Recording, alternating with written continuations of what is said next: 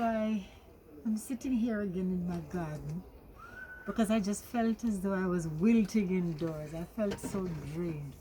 I was up until nearly 4 o'clock this morning writing a document, and my normal bedtime is around 9:30. One of the things I've learned from my years in school, I went to a boarding school, was the importance of having a timetable and of going to bed and resting well. And that's one of the things I want to encourage us to remember to do at this challenging time when we're home and we might be working from home, but not have a definite time when we must start our work, because there's no time clock to punch, but there's a time clock of life.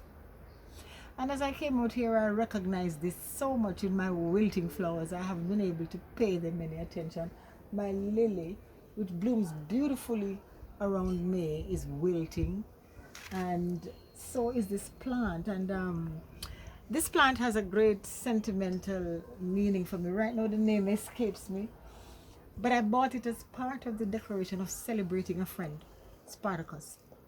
And as I looked around me, I was feeling drained, I was feeling dreary, I was just feeling so weak. And I saw so much to be grateful for. Today I'm encouraging gratitude. This is some herbs that I've put together to drink, which I know will make me feel more revitalized. Not just the fluid, but the actual constituents of the herbs.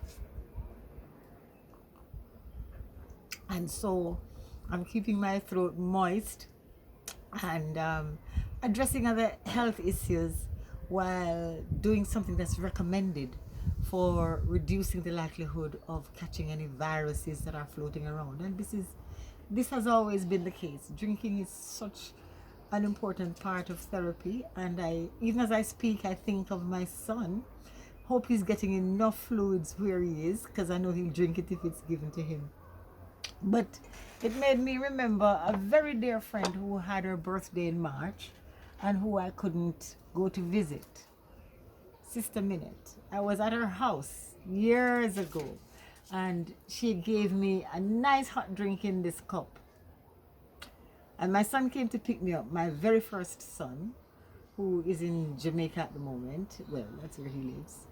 And I just thought this cup was so beautiful with all the various cakes and incidentally a little red teapot on it as well, red polka dot. And I didn't want to leave my drink and he was in a hurry, and she said to me, take it with you.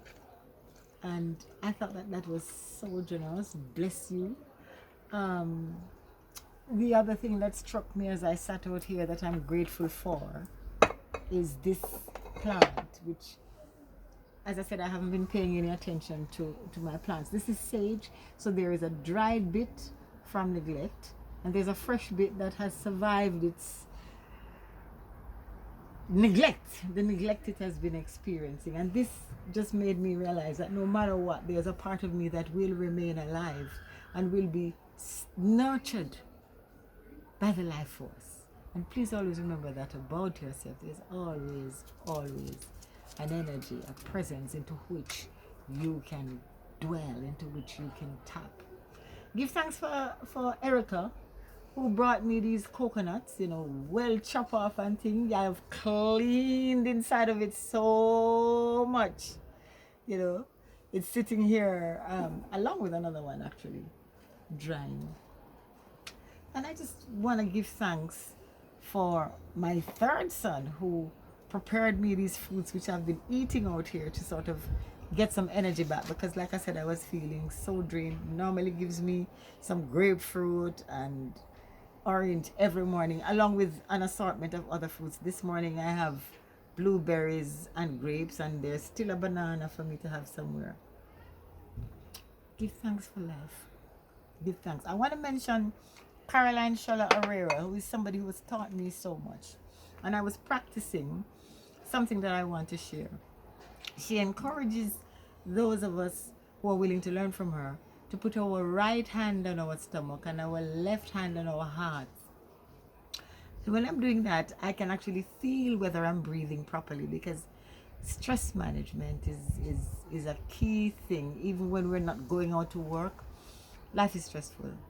So create and remember with gratitude the things that you have enjoyed, the moments in your life when somebody else reached out to refresh you. And remember to do that for others, especially the disabled who might not be able to ask, they might not have speech, or they may not have limbs that allow them to do this for themselves. Have a wonderful day.